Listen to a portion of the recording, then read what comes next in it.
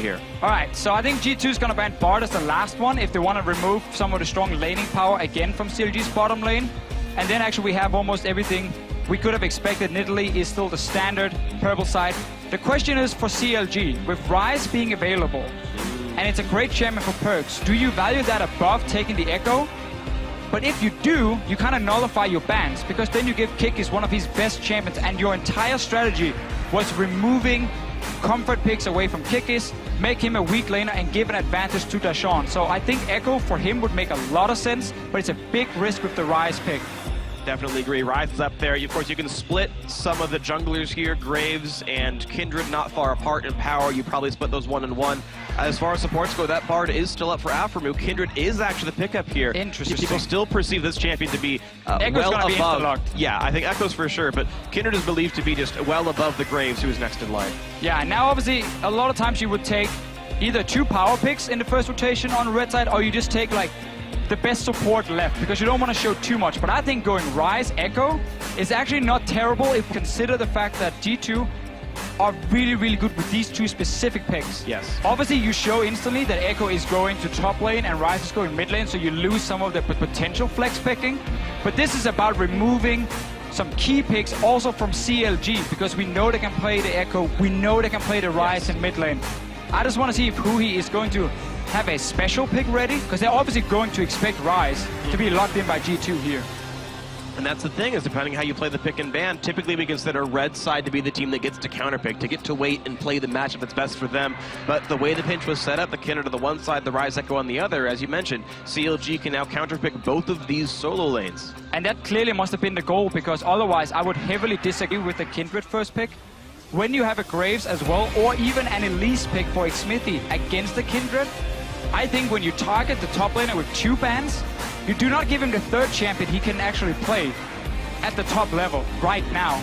Unless they're basically saying we actually don't trust in your Ekko at all, and we just don't trust in Kikis right now on a champion that requires mechanics. But I think that is a risky one for CLG. We have to see if Kikis can show up.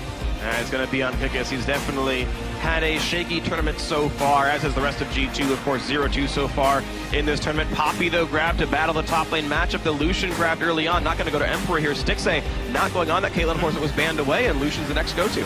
Yeah, knowing G2 now, they would love to lock in a Kalista, Thresh, or Bard lane. Like, just an extremely strong 2v2 lane into the Lucian, and then opt into these standard lanes. Another option is the Ezreal pick if you want a safer choice, more late game scaling. Sure. But they normally stick to very, very strong 2v lanes.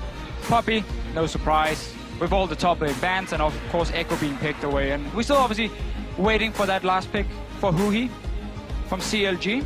No cheeky Aurelion Soul Hover earlier, not that I think it's that likely. Showed it, okay. G2 is opting a little bit away from what we would consider a lane bully. Also taunting a little bit with the Soraka, because why not? Like, I know we left this up for you, by the way. Soraka did get a few nerfs in 6.8, and of course that's the patch we're playing on right here. But the Bard actually grabbed up for Hybrid, a champion that many people are afraid of from Aphoromoo, but it's going to be Hybrid to play it here. I think that's the reason to actually take it. First of all, Hybrid has played it quite a bit back in Europe. Yes. But also, you want to take it away one more time from Aphoromoo. So honestly, while 3 of the picks here for G2 fit them well, they also pick CLG normally would really like to play. Yes, absolutely. So they're managing to hit kind of both things. You know, you do well for yourself, but also you steal away from the others. Absolutely agree with you. I think it's a great way to play the pick ban phase. As long as your comp is cohesive at the end of the day, you're able to take things away that are important to your opponents. You combine that with the bans you've already added in. Aphoromoo can't play as Alistar. Again, we say that Stixxay can't play as Caitlyn, but here's the lock-in. The Soraka does get played anyway, and Azir into the mid lane, into this Ryze for Huhi. All right, so this is a matchup in mid lane that is very exciting, because there are a lot of different opinions. A guy like Perkz actually thinks that Ryze does fine into Azir, but then you can ask other mid laners who think Azir beats Ryze. I think it's a skill matchup for sure. And I think it's a matchup Perkz is fine taking, but also a good, safe choice here for Huhi. And I really love the Soraka, because the European supports have been so vocal about how useless Soraka is. Yeah. And Aphoromoo gets a chance to show it. You're right, we don't see a lot of good Soraka play out of Europe, but actually there's several North American supports who really love the champion. It's one of the things I do enjoy about tournaments like MSI is regions have their own perception of what champions are good, what styles are best here, what they're going to be doing to bring it out here. And you get these one-sided picks that only certain teams play. And CLG with the Soraka, the final pick of Graves, of course, does go through. No surprise there in the G2 draft. And we have all 10 players. Yeah, and obviously the lineup from both teams here, we talked about it, stealing away comfort picks, but still on the side of CLG because they value that Kindred so high. Gave away some of these S-tier picks. Still, when you get an Azir later on, when you get a Lucian pick with a Caitlyn ban, you're more than happy with these picks. And the Soraka lane, extremely strong. Obviously, you have to basically all in it as a bot Ezreal lane. And then you can see Hybrid on your screen. He's picking Ignite for now. You could see G2 opt into that 2v2. Well, it'll be fun to watch then if that 2-on-2 goes in. Range supports, plenty of damage on the AD carries. We'll see how it goes. And we are here at the mid-season Invitational, the beginning of day 2, the North America versus Europe matchup here. If G2 wins, these teams are tied 1-2, coming in 30% of the way through the group stage for these squads. And as the coaches shake hands to say, yep, we are done with picks and bans, it's now up to the 10 players on the Rift that determine who's going to win this one. You guys at home can also let us know who's going to be winning it as well. You're always part of the show. You can send your predictions to @ElevelEsports with hashtag CLGwin or hashtag G2win for which team it's going to be. Western North America, it's still late night, so they're going to be awake for this one. In Western Europe, it's pretty early in the morning, but I feel like you're going to wake up early to make sure you can watch this one live. Definitely. Wake up your roommates, let them know this matchup's going on. It's fine for now. On Sunday, it's gonna be a little bit more problematic. Now as we look towards the stage, of course, we can see Europe is the one owning the Rift here. The higher share of their players are sporting the region's icon in-game, so go Europe! G2's winning. We got one win so far through the fans. Let's see. And you as the caster. Let's see if G2, oh, you're so nice, Freak. I got you, man. Let's see if G2 can make it 2 wins or 3 wins then for Europe. That's true. The hat trick all in one game within 30 minutes. And here we go, onto the Rift they go. G2 actually sending all of them up to the top side of the map, either for an invade or a counter invade.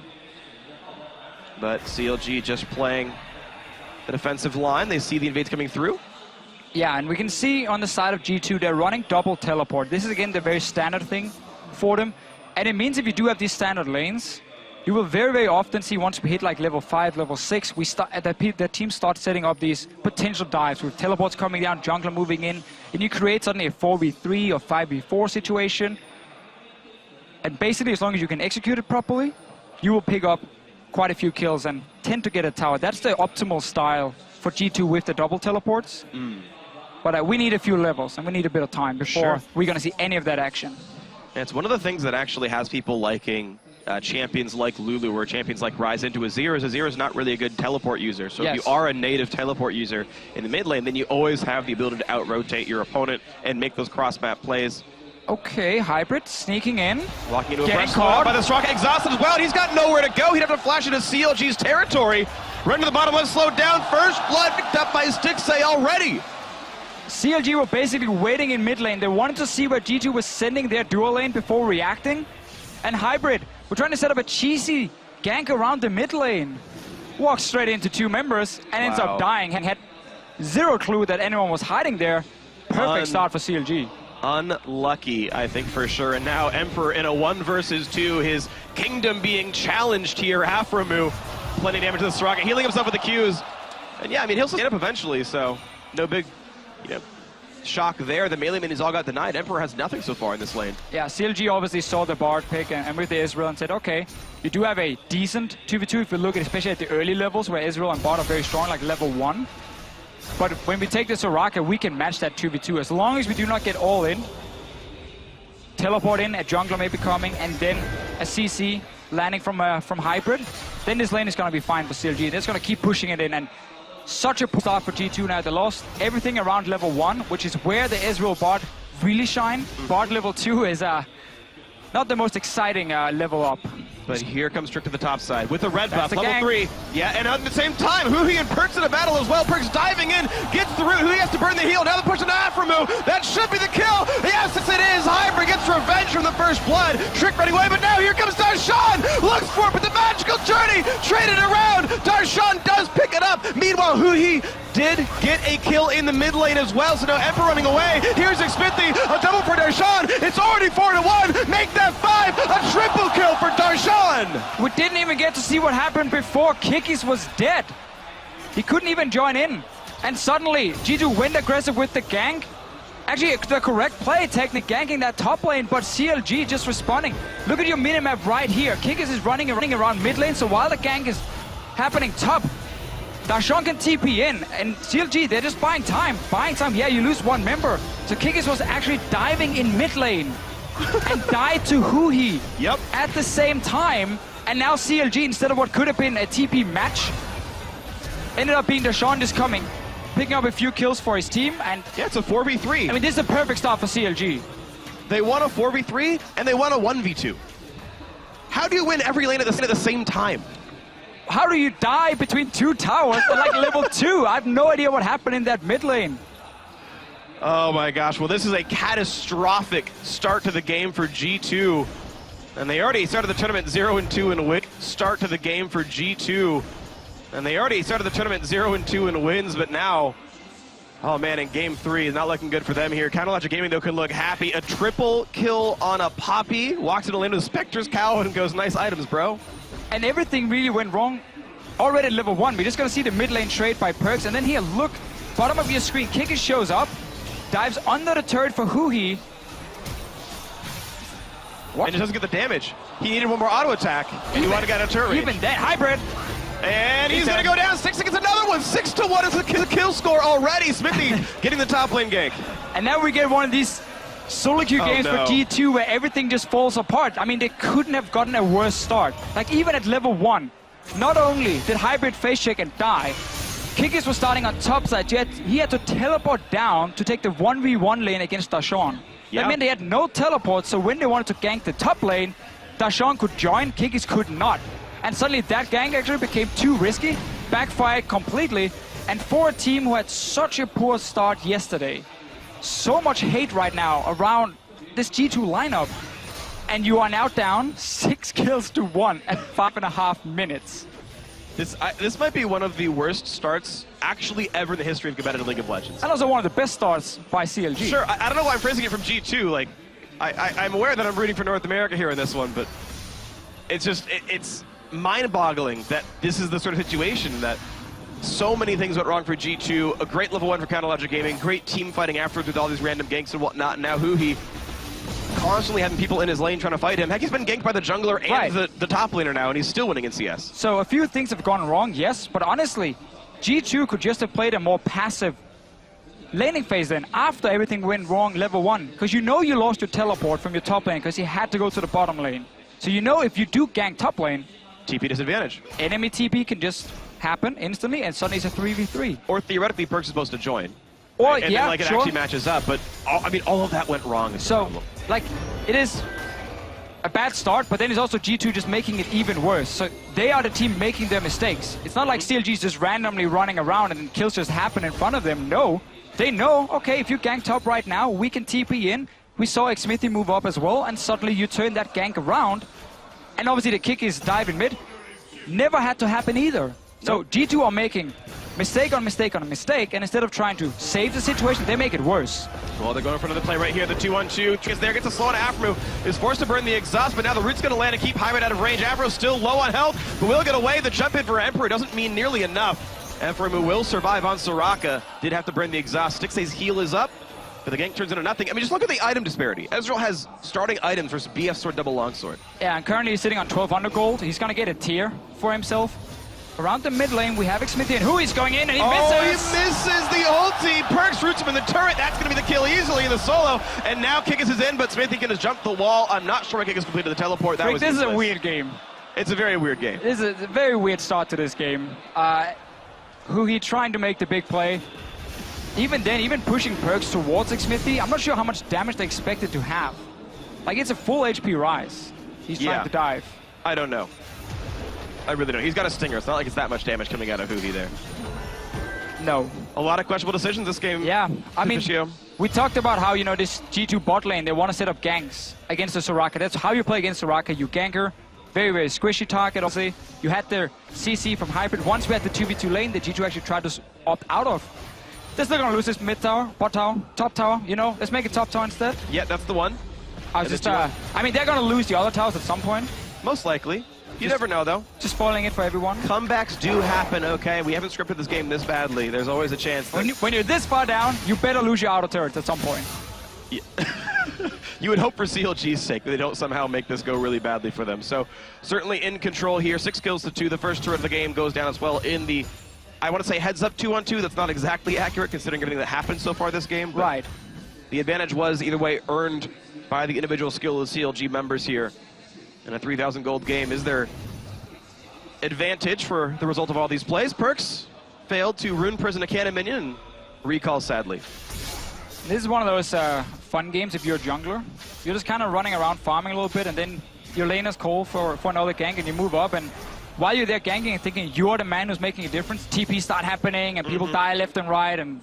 You're like, I was doing Krugs! Yeah, I'm like, oh! What's going on? Xmithie has like 1 assist at this point with 6 kills to CLG. Yeah, once he re-ganked the BF Sword Lucian lane, like, wow, good job, Xmithie, you're really a big part of the team there. But, I mean, you know, Xmithie's had his good moments as well. He stole the fifth dragon that got them the win over Flash Wolves. I mean, he's done his job here. He's just farm. And then he joined in for that re-engage on top, and he's finding Trick. No tower. I love to see teams then want to take the early tower, push in the lane, then take the Rift Herald, and then swap to the bottom side and push in for that tier 1 bot tower. I think that's what CLG is looking for. Yeah, we'll see. They have already pushed the first wave in, but they're staying up on this side of the map. They pulled Xmithie up as well to make sure that they stayed safe as he battles Trick for control. Perkz, they're really going in on a Huhi, and, you know, for how many kills they've been had, look at that. Really good damage out of Perkz. Wins that trade by a lot. And this might actually stop CLG from taking that Rift Herald we saw right now. Most of the team coming towards the mid lane, and we see right now they're coming in. Huhi again! A trade of flashes. Huhi goes in, forces Tricks out, burns his own. Equal trade, one flash down for each player now. And, well, CLG have rotated to the mid lane instead. Perkz is out of mana, but does have teleport. Yeah, they're all in for Perkz. Stop the Rift Herald from happening because he now might die. Flashes in for Perkz, forcing in the flash away. Xmithie stays alive, but gets him completely at the turret. That will mean Outer goes down. Officially, you said they better get these turrets. Looks like they will do so. Mid-outer's gone. Again, it's when you have such a strong 2v2 lane, you just push in that one lane and you just move away. You take Rift Herald, you take a mid tower, doesn't matter. Because Perkz all in mid, they opted away from the objective and just went straight for tower. Definitely a good call by CLG. A nice attempt for a re-engage by G2 right there, but Temper Fate did not land and there was no comeback to be had. Xmithie steals a blue buff on his way out. G2 are running out of things to have on the map right now. Bot lane turret pushed down, 3 Chronos health left on that one, but Darshan feeling pretty good in this matchup. He's up a level, and well, when you walk into your sort of level 2 1v1 of the Spectre's Cowl, it's not too hard to win. Darshan missing the stun though. Kikis gonna re-engage here. A little bit of damage dealt. Darshan almost out of mana as well, but his team is here. Kikis has to turn around and ults to get a little bit more distance. Didn't want to be slowed by Xmithie. I think that was actually the right choice. He wouldn't have had a good ult otherwise because it would start trailing behind him. And if he healed, he would have been inside the enemy team. You also can't really afford to keep getting poked down and recall over and over. Like, true. At this point, when you're already falling behind in the lanes, you want to really up the time you have in lanes to pick up farm and experience. No stun coming in from Kikis. G2's bottom lane is swapped to the side. And that's about the only thing G2 have managed to do the last 2 minutes that didn't result in them dying. Yeah, I think G2 is trying to have their 2-on-2 match up, though, because they know Kikis would just drop so rapidly. In a 2-on-1, they'd lose the turret too fast. So Emperor and Hybrid forced to try to survive a matchup where they're down 30 CS and a couple of kills. And they're shoving as hard as they can, right? The ult comes through, Emperor's going to push the wave down, Q it, run away, and then we'll see what the next matchup ends up being. But well, it's a bit of a shame for G2. They had to use teleport from Perkz back into the mid lane. I'm not 100% sure if he had to use it. Instead, he just opted into it because he didn't want to basically see his mid tower. Yeah, chunk down to about 50%, but those teleports is almost the only way back for G2. If they can get standard lanes, set up a deep ward and then double TP down, you might be able to pick up a few kills and then take a tower, and that is really your way back. If there's a 5-on-5 team fight now, CLG is so much stronger, and if they just get to control the game, you can't use your globals at all, well then again, you are going to fall behind in almost every single lane. Definitely agree, and you're actually going to see the farm numbers in these lanes. Props to Kikis for actually being equal to Darshan in that heads-up 1-on-1. That's actually, in my mind, very impressive, and even Trick has at least got a similar score to Xmithie here, but mid lane and bot lane definitely points of pressure for CLG if they can keep going.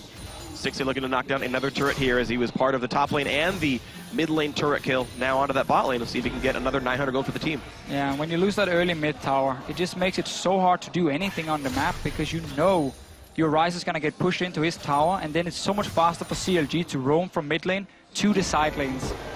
And that's what we talked about before. It's all about getting that teleport ready for Perkz.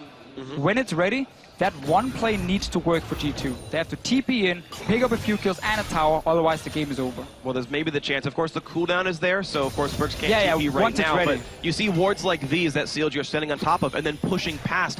That's the kind of positioning that double teleport can always come in and find that flank kill. One shot the Soraka, turn everything around, and G2 playing around that 2-minute cooldown remaining to make that play. Let's see up top, Darshan again trading against Kikis. Two champions who received nerfs recently, both Poppy and Ekko, and also their favorite item, the Iceborne Gauntlet. Yes. Taken down a little bit. Huhi has roamed to the bottom lane. We talked about this. You can see how Perkz is running. Has to take a longer route down towards the bottom lane because he gets pushed in. And that means you can't sit and defend. Because if you do, you get tower dive. And a smart play by CLG as well. Of course, G2, yes, correct to run away. They know they couldn't defend it, but CLG pushed in the mid lane so that Huhi can roam first, push in the bot lane because they're ahead. Just collapse, you know they can't defend, the turret goes down. And it's the pretty smart, consistent play, low risk, high reward, knock the turret down. Good stuff so far by CLG. Hey, good job playing with the 4,000 gold lead. And now Perkz in a really bad spot, knocked right back in. Finally, Huhi gets the combo to land, and he and Darshan knocked down the mid laner. The rookie is dead. Xmithie gets some damage on Emperor, who runs back to defend the mid lane too. That hurt. Half his health. Not so magical, the journey. Yep. And now CLG, I mean, at this point, it's very hard to mess up your shot calling. When you're this far ahead, it's like, do you want to siege? Okay. Do you want to, like, take a dragon? Fine. Do you want to just dive them? Okay, sure, we can do that too. Like, you can basically do whatever you want. Yeah.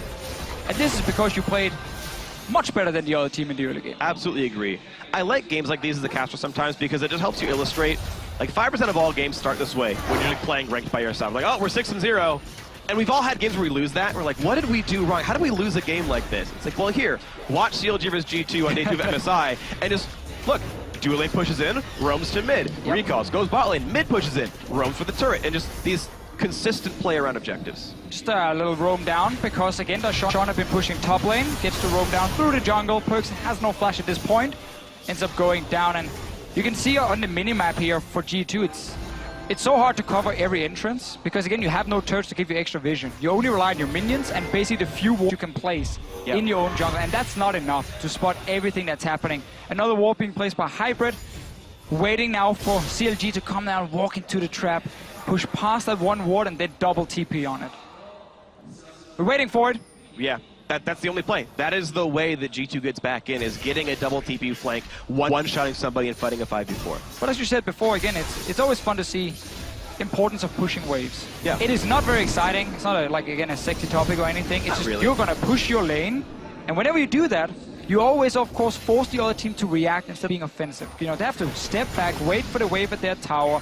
Once you see them, they are basically standing there, hitting the wave. You get information on where they are, when can they move, where they're even going. Yeah. And you can just move already. You're going to be 5, 6, 7 seconds faster, and suddenly people have to face check you, and then makes it impossible. And it also removes the chance of cross-mapping, because you know they have to get through several waves, walking down the lane, fighting them every time, hundreds of HP on each of those minions. You're like, okay, we have no chance of losing in the top lane. We can spend 45 seconds setting up a play and come back before anything is dropped. But now Darshan has to flash out of Tempered Fate.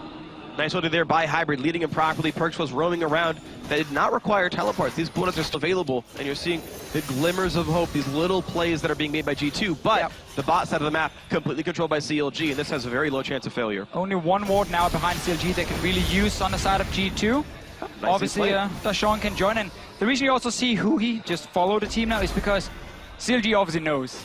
All right, double TP in, that they get maybe a 5v4 if our Azir is still sitting mid, so that's not going to happen. Just keep moving as a 4-man unit and just sieging these towers here. Poke them down. If they ever engage onto you, you TP in with your Poppy, and it's a 5-on-5 where you are so far ahead in gold. And you're going to see Perkz actually stuck in this lane right now as ult comes through from Emperor, clearing the wave, but that turret's still low. Huhi now taking a lot of damage, flashes away, healed back up, a trick goes down, Xmithie gets the last blow, Emperor shoved dangerously, and the final crit gets him. Now Darshan to the backside, that's already 3 kills picked up, make that at 4 as Hybrid goes down. Kikis did teleport in, but he's there a bit late, knocked back across towards his own safety. Huhi actually sending him back to his base, but still chunked low. One more hit will get him. Darshan says, hi, remember me? I'm Poppy. I've got a lollipop and I've got a candy bar for you. Throws him into the wall, takes him down, 310 gold, an ace for CLG. They're getting everything. We just talked about it. They just want to sit there, siege on the tower and say, G2, you have to engage on us. And if you can't manage to execute it properly, we will take more kills. They're so far ahead. And like this engage is technically good by Perkz. He's getting a lot of damage down, but this is where Soraka obviously is useful as well with some extra healing coming in. And when you are this far behind, you're never going to win a 5v5. Yep.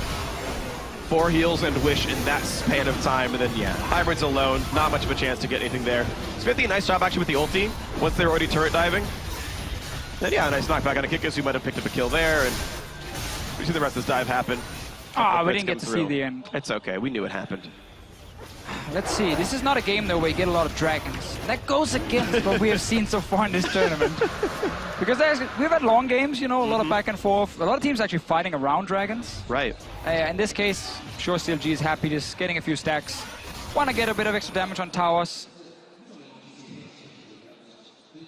And I would not go Baron at this point.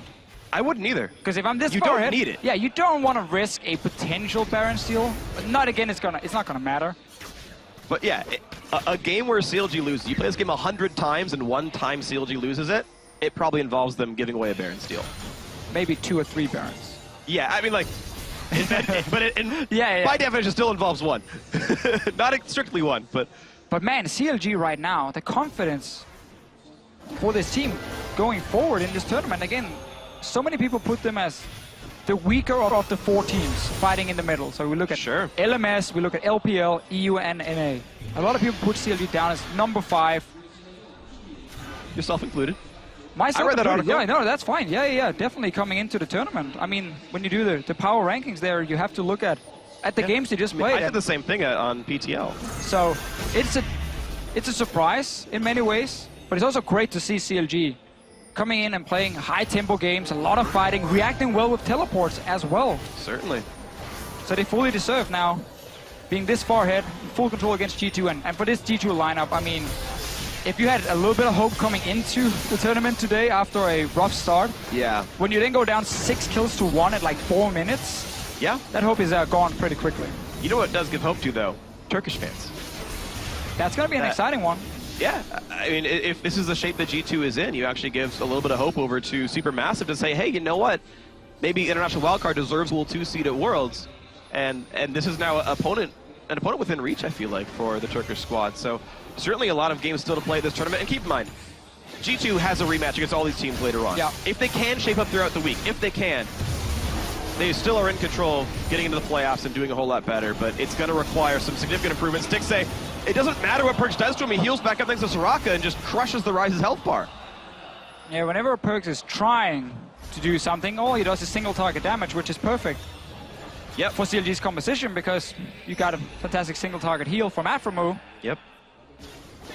And we're just waiting for CLG again. They're just trying to play it safe. They don't want to go for any risky dives here. They actually waited for G2 as well to engage beforehand, and then they took the fight and just taking every single outer turret. Yeah. Might see them actually set up, just vision in the jungle and set up that Baron and only take it if they get a few kills first. Yeah, I think this is actually the stage where CLG plays for a more Baron type situation. You're seeing actually Stixxay get a third on a Hexmaker just so he doesn't get one shot by Ryze, and also rapid fire cannon second for better turret killing. So CLG are indexing toward this risk-averse turret pushing style, but yes, look, they've got ward control, they can start the Baron. Stixxay, though, whiffs the jump over the wall. This actually gives time for G2 to join in. They're going to teleport in, and it means that CLG will walk away. Yeah, no CLG needs to just slow down a little bit, go back, get your pink wards, set up the wards in the enemy jungle, above the Baron pit, and just wait for G2 to walk in and face check it, and then you just engage onto them. What they did here was basically just forcing a teleport, which is also perfectly fine. They start the Baron, as soon as the TP happens, they disengage. They had no intentions of ever taking a 50-50 fight. Just force teleport, back away. You now know, okay, it's only Kikis who can sit on bottom side. Darshan can just sit with him, removes again double TP, and just set up your wards, honestly. Create one pick, take the Baron, go in and finish the game. Definitely agree. So Xmithie doing some of the bookkeeping leading into this one. We'll grab the Scuttle Crab, make sure G2 can't get it, although Trick could walk in and steal, and he does. Trick gets the scuttle. Unfortunately, Xmithie was not willing to smite it. Maybe should have, and it now gives you what, roughly a minute, I believe, of G2 just having vision control over Baron. Well, CLG can't bait that now. Yeah, delaying it a little bit more on the side of G2. Yep. But time is what they need. The longer this game goes on, the slightly closer this game gets. And technically, yeah. Obviously, if you are on the side of G2, you're going to need a good 25 minutes of basically nothing happening. Yes. On the side of CLG. They're going to hope they end it in the next 5. Just waiting for this Rift Scuttler to run out. Again, they should honestly just move into the jungle of G2 here because they're not afraid to fight at all. So now we can see Aphoromoo coming in. Xmithie, Huhi following. Stixxay. He doesn't like this Baron. Yeah. It's doing mean things to him. The thing is, Darshan and Kikis have still been fighting off on the side of the map. And yes, Darshan's winning the matchup because he's got so many kills, but Kikis actually winning in CS and equal in levels. So doing his best job to stay up in a game that's really out of hand, and he's not really allowing Darshan to create a lot of pressure by himself. Now comes the next Baron attempt, doing it over the wall, but they're going to be revealed by doing so. Spots Trick on the way out. Kulin comes across. Ryze is far behind. Perkz gets a bit of damage through, but once again, Stixxay is low. Aphoromoo has to heal him back up. Wards over the wall. They will dive in for this one. Trick dangerously low, but oh no, here comes the damage once again from Perkz, but the TP in for Darshan. Trick does go down. Darshan whiffs the ult, and Perkz roots to get away, but that is now G2's jungler dead, and it can mean a re-attempt for Baron. This is what we talked about with CLG, just setting up some vision in here. Look for these picks when G2 are moving in to try and stop the Baron every single time. And again, this Soraka pick, had it been a more even game, we probably would see it even more in effect against this Ryze, because again, a single target damage from Ryze mainly, you heal that. And also the silence stops Ryze from having that machine gun effect. And CLG are not really trained in jumping over the wall, and Kikis is going in. All that well. Kikis in the fight, so 4v5. Huhi a bit low on health, getting healed back up, but there's still damage coming across. Kikis has to ult back out of the pit, and it means CLG turns to Baron. They're risking it. They go in. Blue team's picked it up, but now they're re-engaged. Stixxay's low as he goes down. Traded back though as Huhi getting a kill onto Perkz. Hybrid has to run away through the magical journey. Overall, 2-for-1 plus Baron is advantage CLG. Maybe they can get a bit more. Emperor is slow, chased down by Xmithie. A great tempered fate by Hybrid to buy the time though. And CLG will walk away. Not the cleanest of fights, but it is still an advantage for them. Ends up being a 1-for-1, and CLG, of course, picking up the Baron. Let's get some more dragons as well. 3-for-0 for them. You might as well take it. Have that late game insurance in case the game goes longer and longer. But G2, they're trying, at least. They're really trying to prevent this Baron. They also know that was the way back into the game. We talked about the double teleport earlier. That never happened because CLG never got in a position, really, where G2 could do anything. Now we see the engage jumping in. Obviously, the jungler is dead here, meaning that CLG are fine taking that smite advantage, and therefore Xmithie can secure the Baron. Had Trick been alive, they would never have done this. No, of course not. But no smite, the chance of stealing is so incredibly low. And even though they did take some damage, the fact that they wanted to dive in the pit said, look, we'll take a rough fight if it means we get to take the Baron. Yep, exactly. And so, of course, fairly early on in the game, like, you do take a lot of damage from the Baron, and you're stuck near that Baron pit. But now CLG has the tools to close the game out. Baron buff still on for about 2 minutes here, and you'd think they can get a lot done. 11,500, the gold lead here. All of them in the mid lane. Perkz' bot lane without teleport up, and it's on the rest of G2 to wave clear as he slowly pushes down. G2 will be getting the bot out of turret most likely. Ryze not the fastest of turret pushes, but he will get some damage through. CLG actually making a slight misplay. Baron buff gives minions movement speed. If Aphro runs back and buffs the minions, they'll join this wave sooner, and actually they can push sooner. Not going to mean anything really here. CLG not pushing in, and they will knock down the inhibitor turret. End zone the rest of G2 away. Yeah, G2 basically saying we're not going to defend this tower, so we just try and trade it for one tower anyway and get a bit of gold for ourselves. CLG doesn't look like they're done though. Still pushing in. And now Perkz should have been recalling already. He's recalling now. Should have recalled sooner. Yeah, this turret dangerously low. They dodge away with the tempered fake. Good job by CLG. Stun, not quite going to land by Kikis. The shield blocks Huhi's damage. Ryze now in the mix of 5v5 inside of G2's base. Darshan just smacks the turret, applies the dragon buff. And that Cannon is still doing plenty. Banner of Command helping a little bit, but now one more hit will kill it off, and that's the turret going down, the re-engage in. Kikis in the front line, lands it down, then gets right back out. Who's that? Down to Perkz, a great pickup for the G2 mid laner. And that will buy some more time. G2 gets to walk away. They weather the storm of Baron buff. Yes, the inhibitor's dead, but they'll live on for another day. Yeah, CLG again with this massive goal lead getting very confident, saying we don't need to take the rest of the base down, we can just go straight for Nexus turret. I mean, you could just have backed away, taken that big wave on top side, buffed it up again, taken another tower, another inhib, and played out safe, but they wanted that inhib. In the end, they only lose one. So again, it's never really anything that's going to cost CLG the game, unless they keep doing it for another 10-15 minutes, but we're obviously not expecting that. They're still really far ahead in gold, have open inhib in the mid lane now, and should just look to group up one more time. Right, a single turret stands, and they're pretty fragile at this stage of the game. Only 28 minutes in. That's definitely an available push here for CLG as the last seconds of Baron buff will time out. We'll see what their next target ends being here. They're actually sending the team towards the bot lane. We're seeing Lucian and Kindred run down there alongside the Soraka. Huhi up in the top side with Darshan. Looks like they're not playing the 5-man. Huhi is just going to take the blue buff, and then he's going to walk down. Okay, well then it's up to CLG to not push too hard with Stixxay and co, where they can't have a mid laner join them. G2 might not find that opening. Perkz does have teleport, but until CLG walks up farther, no wards to teleport to. There's 2 in that tri-brush right above the bot lane. And actually now we're seeing them walk a little bit forward. This is the chance. Stixxay's too far up. They could go the flank, and there's the teleport coming in. They're going to try to flank on the CLG AD carry. Here comes Perkz right from the team, but it gets exhausted, gets silenced, and takes so much damage. Kikis in the backline fighting. Stixxay ults right back in. Perkz goes down to Xmithie, and Darshan's already in the backline. Kikis is going to go down as well to Stixxay. The Maw pops another stun in for Darshan. He's going to find Hybrid. That's 4 kills picked up for nothing.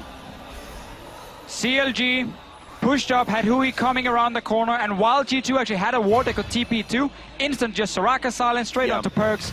Took too much damage to end up going down, and G2 now have nothing left. Okay, well that was the attempted play by G2. It did not work out, but you couldn't expect much else after that incredibly rough early game where CLG started out 6-1 in kills. The first blood was good. The top lane gank worked even better. And Counter Logic Gaming representing North America, saying it's more than just NA versus EU, it's NA versus the world, and they start that out 2-1.